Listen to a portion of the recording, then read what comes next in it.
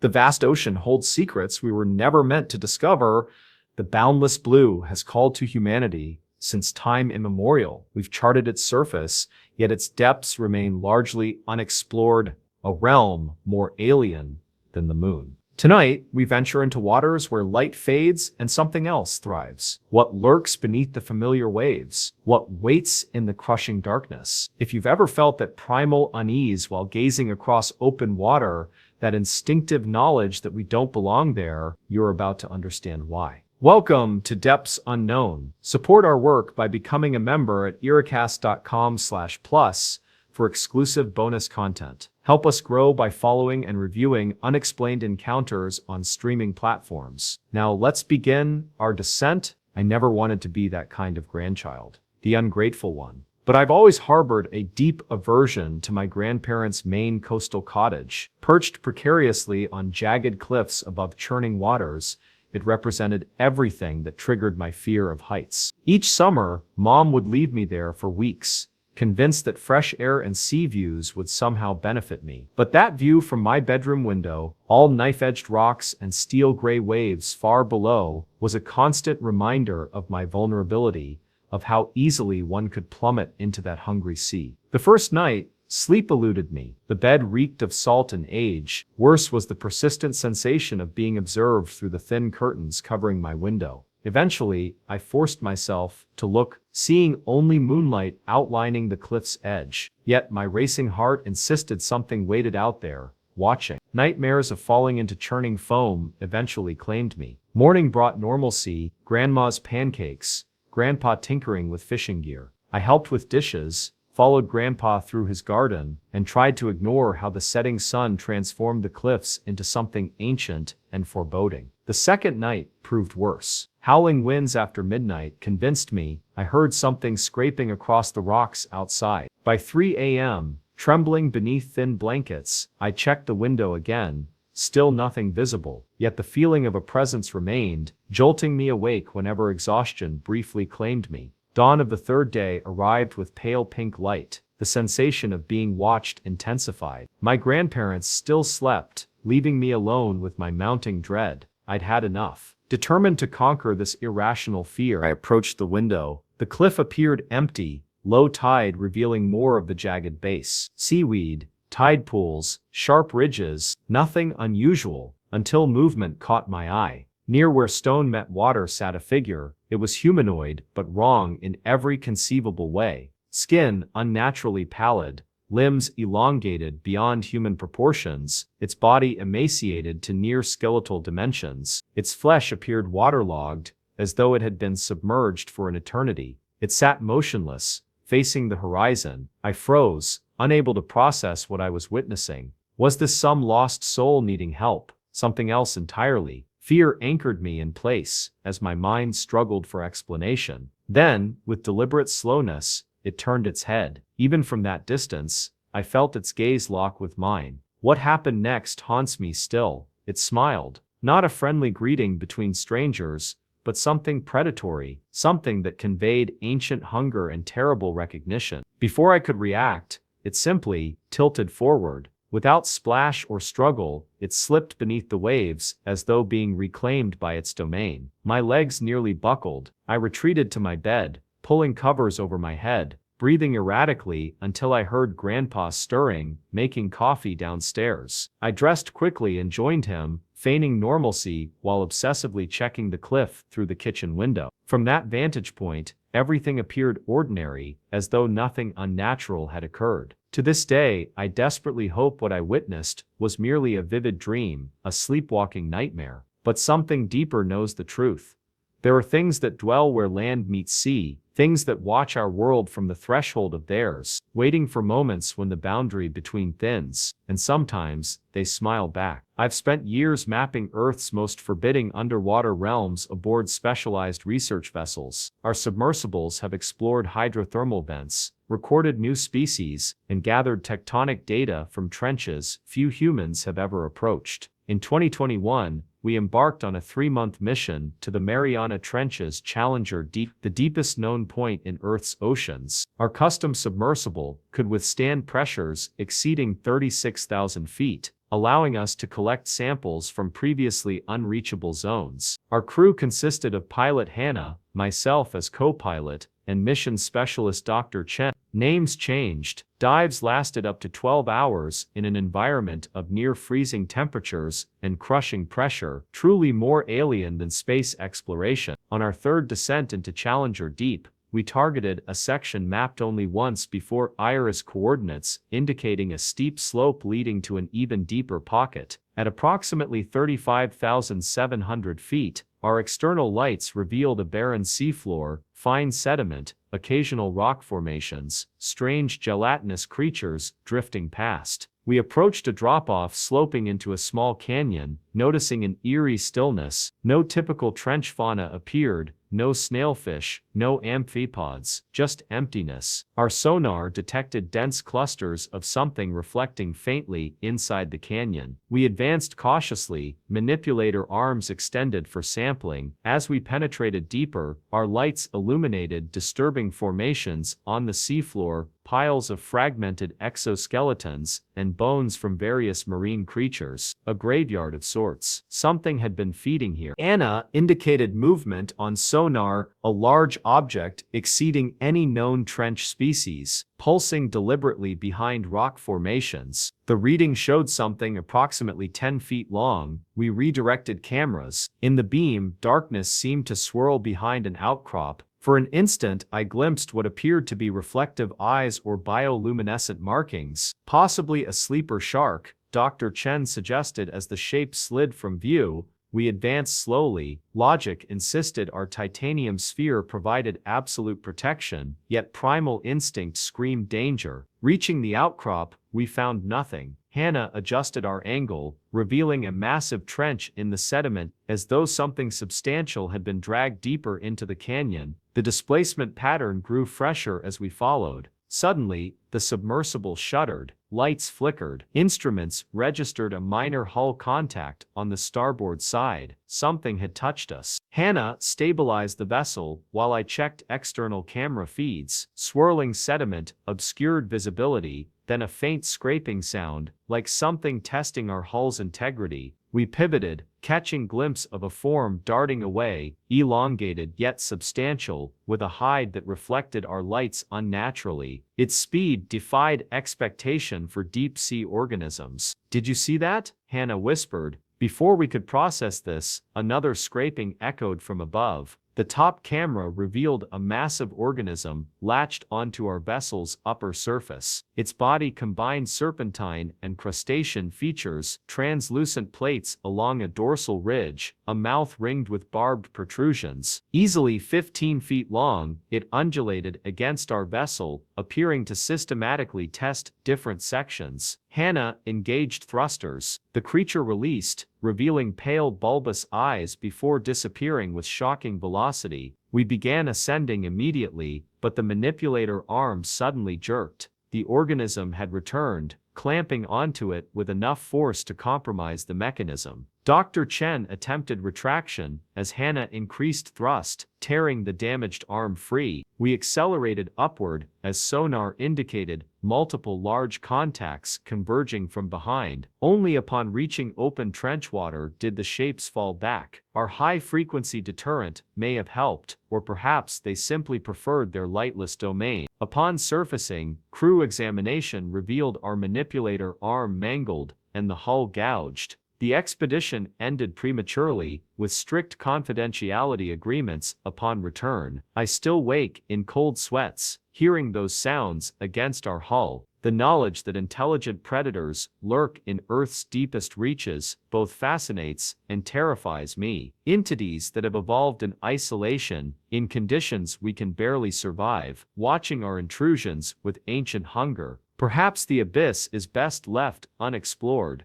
Greetings from northern Norway, where rugged terrain meets endless sea. Growing up in our coastal community, I spent countless summers fishing with my father. Our modest boat would glide through still waters at sunrise, surrounded only by circling seagulls and the occasional distant vessel. Arctic weather demands respect. Mid-east, storm clouds appear without warning, and disorienting fog can transform familiar waters into alien landscapes within minutes. One August, I encountered a fog unlike any I've witnessed before or since, a mist that brought with it sounds that still haunt my dreams. Father and I had departed early, seeking cod. The morning began peacefully, water mirroring the sky like polished glass. Around 6 a.m., thin wisps of fog formed at the fjord's mouth, initially unremarkable, just a soft blanket gradually advancing. As the sun climbed, however, the fog thickened into an impenetrable. The shore vanished completely. Father navigated using landmarks and his weathered compass as we drifted, awaiting improved visibility. Then came the sound. At first, it resembled distant whale song carried on still air. I initially attributed it to wind channeling through the fjord's unusual topography, but the longer I listened, the more it transformed into something structured, long, drawn-out moans, with distinct patterns and rhythm. Father's expression changed. He'd heard many strange things in these waters, but this visibly unsettled him, which terrified me far more than the sounds themselves. We called out, thinking perhaps someone needed assistance. The fog seemed to absorb our voices, while the moaning grew progressively closer. Our engine sputtered as Father attempted to maintain movement. He muttered about crossing to clearer waters. Dark silhouettes began drifting past mid-east, some identifiable as seabirds or seaweed, others defying explanation. Once I glimpsed something tall and spindly, like driftwood standing impossibly upright, vanishing before I could alert Father. The moaning intensified, seemingly encircling our vessel. Twice I rushed to the gunwale, expecting another boat or marine mammals. There was only swirling mist and the faint outline of waves lapping our bow. Eventually, the sounds evolved into something resembling a rhythmic chant, interspersed with guttural vocalizations that raised gooseflesh across my body. Our compass began spinning erratically. Father tapped it, cursed under his breath, but couldn't stabilize it. He mentioned electrical interference, though our minimal electronics made this explanation implausible. The fish finder displayed only static, and the radio emitted unintelligible crackling. Then we struck something solid beneath the waterline. Father cut the engine as we drifted. Cautiously peering overboard, we observed fragments of weathered wood and seaweed floating upward. The unmistakable smell of rotting timber suggested we'd encountered ancient wreckage. As we stared, the moaning intensified, now seemingly emanating from directly beneath us. I will never forget what I saw next. A face in the water, bleached white, with unnaturally wide eyes and mouth agape as though frozen mid-moan. Father's expression confirmed he'd seen it too. Without a word, he restarted the engine and blindly accelerated away. The fog appeared to pursue us. We remained silent, hoping desperately for land to materialize. Eventually, Father halted the engine in frustration.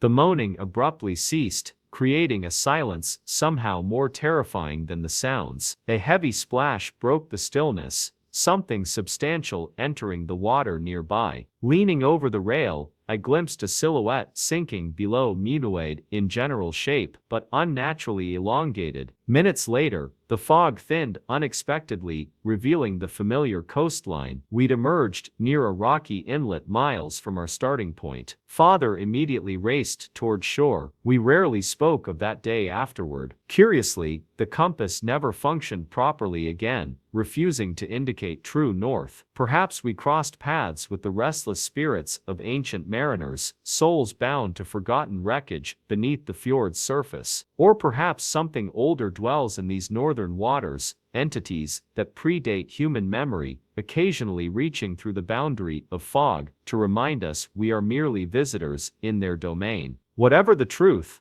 I pray never to encounter such phenomena again. Some veils are not meant to be lifted. Darkness, I notice you receive few naval accounts. Allow me to change that. For several years, I patrolled waters from the Mediterranean to the Indian Ocean. During this time, I experienced something that defies rational explanation, a nightmare made real. One evening, we received a distress call from a small Comoros-flagged cargo vessel. Details were unclear, but we diverted course immediately. By our arrival, night had fallen. Only wave silhouettes remained visible under moonlight. Radar detected nothing unusual, and we nearly abandoned the search when lookouts spotted debris, shattered crates, empty barrels, twisted metal fragments. We never located the distressed vessel. We later learned they'd safely docked elsewhere with unexplained damage. However, we remained in those waters for several days during the search operation. On night watch, we detected faint, intermittent radar signatures that quickly vanished. Investigation brought us to the deck with spotlights. What those beams revealed remains permanently etched in my memory.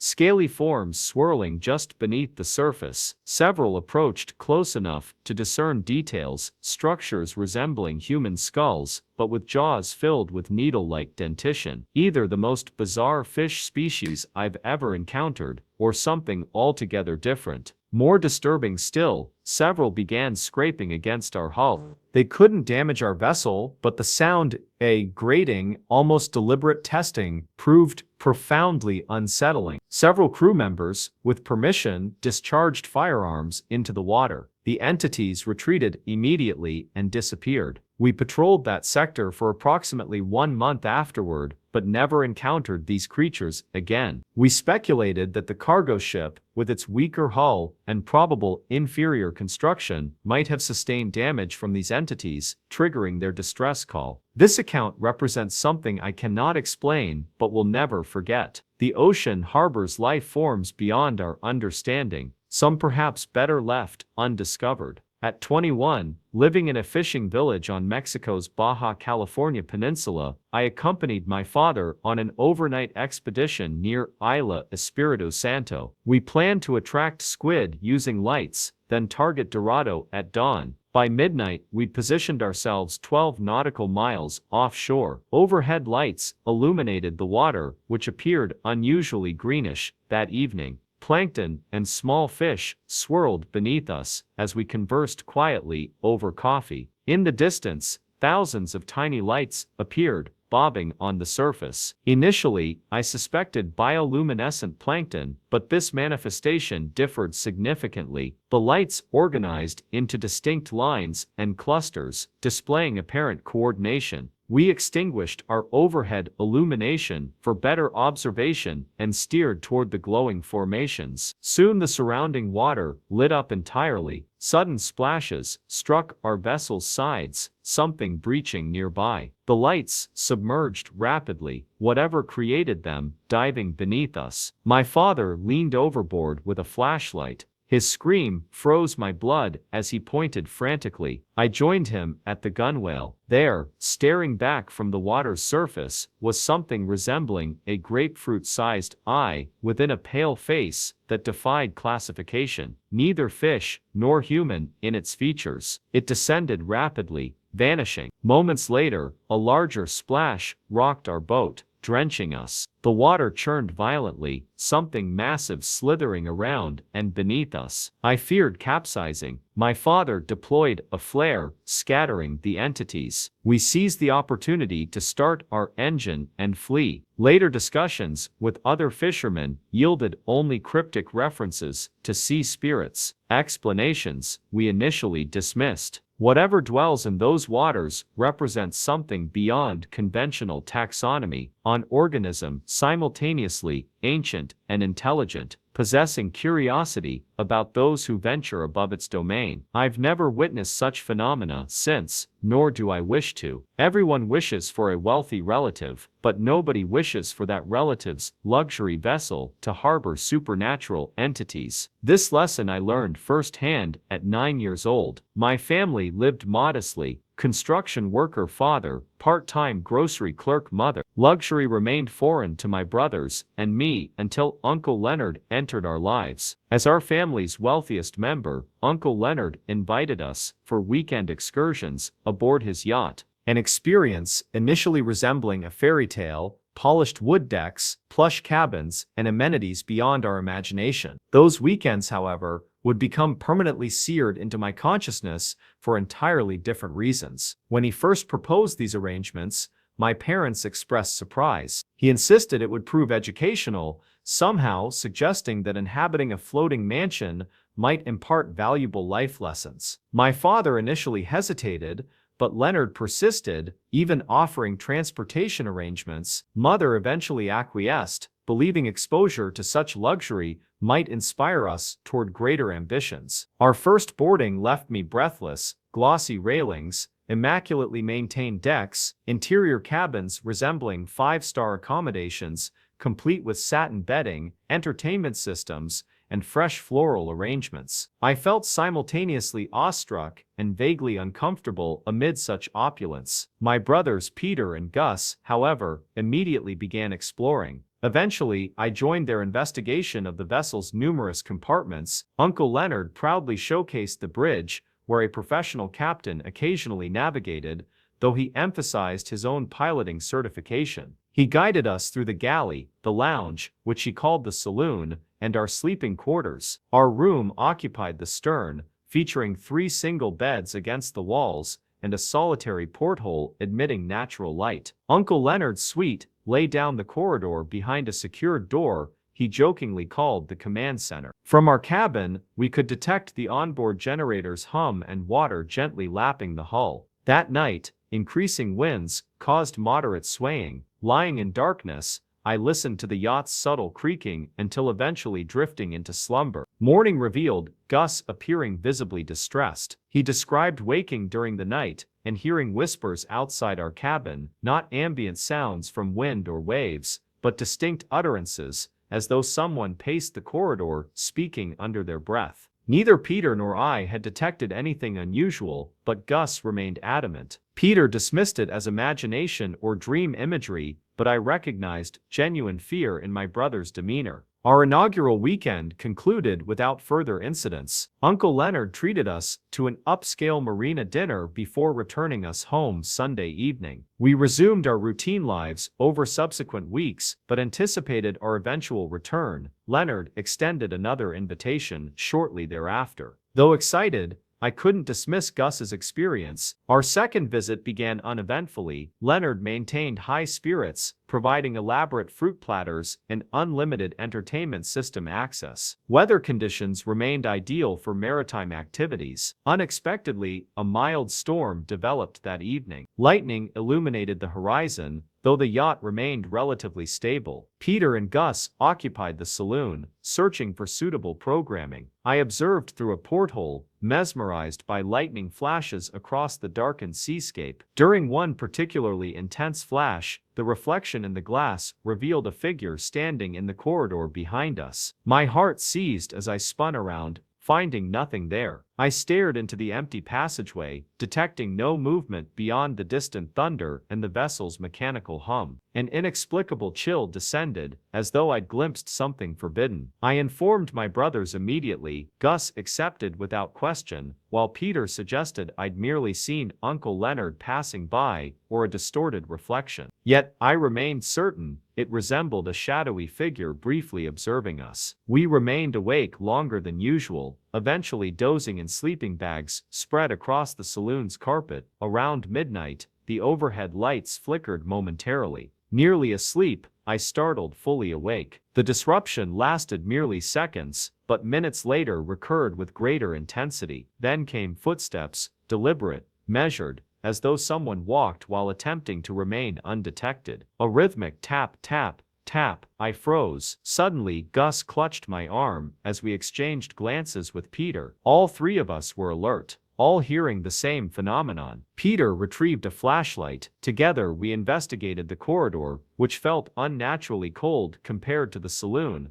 as though experiencing localized temperature regulation. No visible presence awaited us. Uncle Leonard's door remained closed, his snoring audible within. We retreated carefully to the saloon, profoundly disturbed. Eventually, we settled back down and succumbed to exhaustion. By morning, the storm had dissipated. Uncle Leonard appeared entirely unaware of anything unusual transpiring overnight. Breakfast proceeded with animated conversation, making our concerns seem almost foolish. When our father collected us Sunday, Gus insisted on sharing our experience. After hearing the account, Dad attributed everything to typical maritime noises and electrical disruptions caused by the storm. Yet conviction grew within me, and something supernatural inhabited that vessel, regardless how implausible it seemed. A month passed before Uncle Leonard arranged another visit, a yacht party at the marina, where he requested our presence to meet important guests. We arrived early to a flurry of activity. Caterers, service staff, and well-dressed visitors, enjoying elaborate hors d'oeuvres. The bustling atmosphere temporarily diminished the vessel's ominous qualities. After guests departed late evening, Uncle Leonard instructed us to retire to our familiar stern cabin. Upon entering, an overwhelming sense of dread enveloped me. 3 pristine beds awaited, with crisp white linens and coordinated blankets. The porthole revealed only darkness, while overhead lights seemed unnaturally intense. We settled reluctantly, unanimously acknowledging something felt profoundly wrong. An hour later, everything changed drastically. As sleep approached, the light began dimming, not flickering but steadily decreasing, as though someone deliberately adjusted illumination levels. Peter examined the switch without effect. The lamps remained unnaturally subdued. Without warning, the cabin door slammed shut. Gus yelped as I nearly dropped my bedside flashlight. Peter attempted operating the doorknob, without success, as though secured from outside or physically restrained. Peter called for Uncle Leonard repeatedly, without response. Gus and I remained paralyzed. My breathing became labored and irregular. Temperature plummeted instantaneously. One moment warmth surrounded us, the next, bone-chilling cold penetrated to our cores. My teeth chattered involuntarily as visible breath formed before me. I noticed our blankets had been partially retracted, though none of us had performed this action. Abruptly, overhead lights blazed to full intensity, painfully bright. Peter tried the door again. It opened effortlessly, defying explanation. We fled into the corridor, illuminated only by a single emergency light, casting subtle yellow glow. An acrid, metallic odor permeated the air. Before deciding whether to alert Uncle Leonard or retreat to the saloon, we heard something that liquefied my courage, gentle, melodic humming emanating from the corridor's far end. Though superficially sweet, it carried profound melancholy. The hair on my arms stood erect as movement materialized in the darkness. A figure swayed rhythmically with the humming, pale, semi-transparent, resembling fog more than solid matter. Peter directed his flashlight. For an instant, I perceived a woman's face, eyes darkened, lips moving in synchronization with the haunting melody. Then the apparition dissolved, leaving only a residual impression in our consciousness. The humming ceased abruptly. We stood paralyzed before fleeing to the saloon, nearly colliding in our panic. The area remained brightly illuminated but deserted, immaculately restored after the earlier gathering. Uncle Leonard's suite remained closed, no sound emanating from within. We huddled closely on the couch, barely communicating. Part of me considered pounding on his door, pleading for temporary escape from the vessel. But relative security had finally returned, and I resisted disrupting it. Eventually, exhaustion overwhelmed adrenaline, allowing sleep to claim us. Morning sunlight streamed through saloon windows, making previous night's terror seem distant yet undeniably real. Uncle Leonard greeted us cheerfully, inquiring about our enjoyment of the party and joking about our apparent fatigue. We couldn't determine whether he genuinely perceived nothing unusual or deliberately ignored the situation. My personal theory: Uncle Leonard never experienced these manifestations. Something ancient resided aboard his vessel, remaining dormant in his presence, yet responding to us for reasons unknown. Perhaps it simply resented children's intrusion into its domain. Upon our parents' arrival Sunday, we related everything in coordinated testimony to prevent accusations of exaggeration. Even Peter, our resident skeptic, confirmed every detail. Dad listened attentively before suggesting reasonable explanations. Old boats develop peculiar sounds, electrical systems suffer storm-related malfunctions,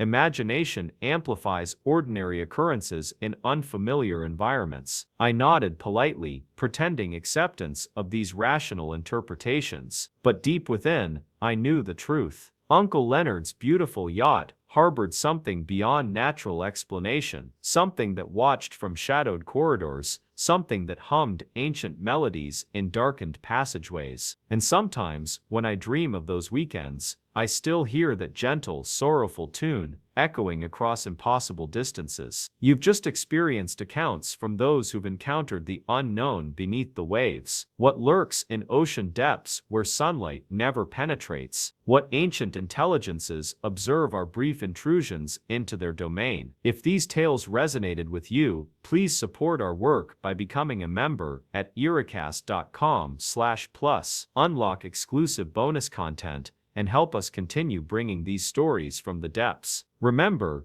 70% of our planet remains underwater. We've barely begun to discover what dwells in those vast, lightless realms. Sleep well, and perhaps think twice before your next ocean swim.